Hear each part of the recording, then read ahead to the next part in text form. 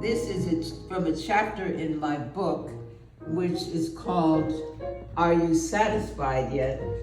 And that is related not to Stevie Wonder, but to Mick Jagger, who I was assigned one day to cover a press conference.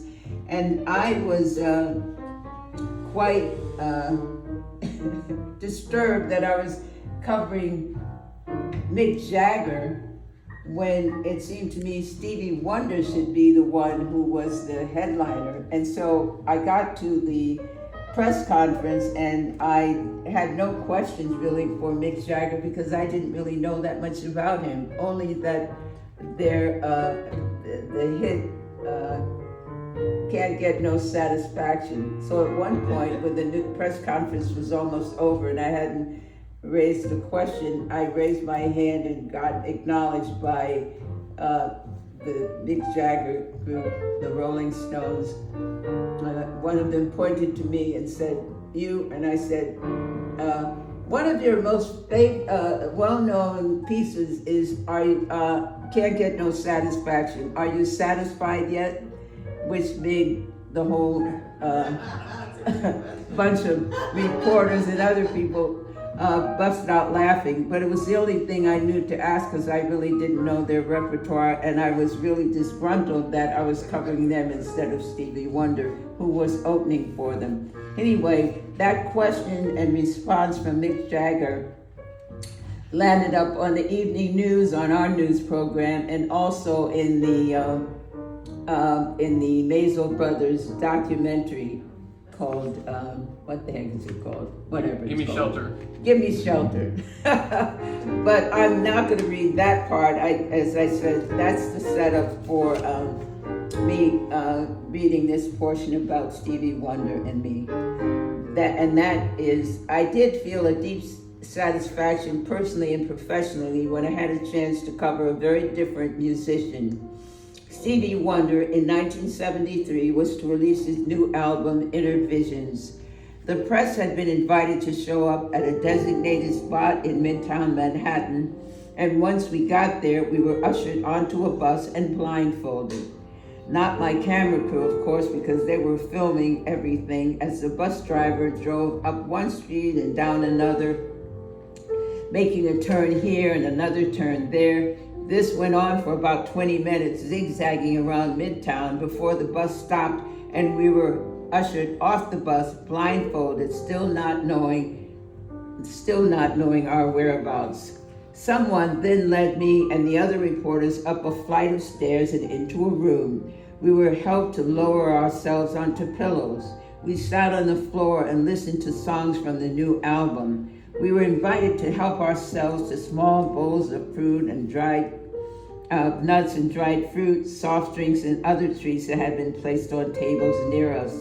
When the album ended, we were told to remove our blindfolds, and there was Stevie in person, in dark glasses, waiting for us to do our individual interviews with him. It was not my first interview with Stevie. He was in New York to do a concert and staying at the Fifth Avenue Hotel the first time I met him. Instead of setting up in his room, my camera crew and I decided to do the interview in Washington Square Park, a Greenwich Village landmark of chess players and amateur musicians in the middle of the New York University campus. With Stevie and me seated on a park bench and the camera rolling, Stevie worked his signature sense of humor and opened the interview by singing a cappella a little song about the Eyewitness News team. He had made it up on the spot. It was clever, poked fun at us, and was right on the money. His interview was a model of how to be totally present in the present.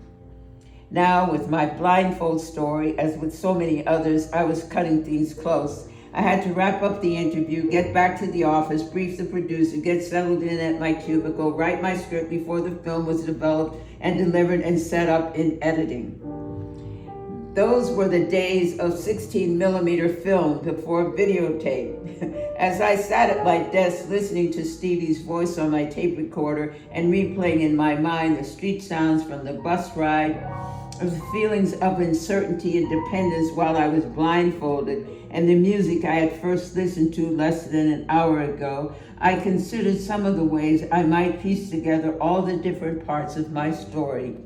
Finally, I settled on how to tell the story best, with a beginning, a middle, and an end. And in 2.5 minutes, at least that was better than the 2 minutes that the producer had originally allowed me. So I said, please give me just a little more time to let the music play up full, I begged. I need enough time for viewers to get a taste of the new album, I argued. I wanted to put people in my shoes. I wanted them to experience what I had felt when I was blindfolded. I discovered what it was like to trust other people to be my eyes, trust them to help me do things I did every day, like step off a bus, walk along the street, go up a flight of stairs, help I needed to sit down, and the trust I needed to put something in my mouth even when I didn't know what it was. In the course of things, this wasn't a big story. It wasn't hard news or breaking news. It was a story that challenged me to challenge our audience to get them to imagine being blind. An artist had shared his sightless world with me, an artist whom I admired personally. He had given me a chance to experience more than just his music, and now I was trying to pass all that on to an audience and do it in just 2.5 minutes. I had to pay this feeling forward. Something else made that initial meeting memorable. Just before I was to go on the 11 p.m. show and air my Stevie Wonder story, I got a call from his road manager. Turns out he had once lived in the same apartment complex that I lived in, the Dunbar in Harlem, and he needed help.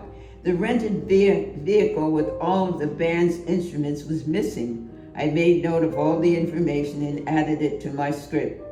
Someone from the rental company got word of my report and got in touch with the Stevie's road manager, and the vehicle was brought back to the hotel with all of the instruments. According to the rental company, there was some sort of mix-up, and when the vehicle was not returned on time, they stowed it back to their lot.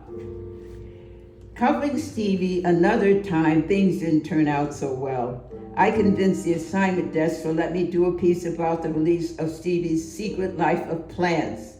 The magnificent glass house in the Botanic Garden in the Bronx was dimly lit, crowded, and noisy, great for a press party, but hell for me trying to move around, gather sound bites, and shots of plants in semi-darkness. I tried too hard to tie the songs to some of the plants, of which there were thousands, and my knowledge of even a handful was limited. Almost everything that could go wrong went wrong. The piece aired, but it was a lesson in how not to do something. In the end, most television news stories come down to go out, find out, tell as much as you can of what you learned and what you know. Do it in a way that gets people to pay attention, and do it in less time than it takes to boil an egg. And even with all that, I still found satisfaction, sometimes fleeting, sometimes long-lasting. Thank you.